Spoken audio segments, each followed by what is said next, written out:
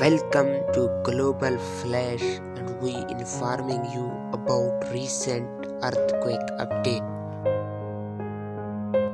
A shallow magnitude 4.5 earthquake was reported early morning near Preveza, Epirus, Greece, according to the National Observatory of Athens. The quake hit on Thursday, February 17, 2022 at local time 3 am at a shallow depth of 10 km.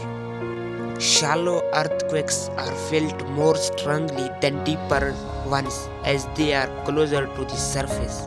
Please subscribe my YouTube channel for more updates. Thanks for watching Global Flash.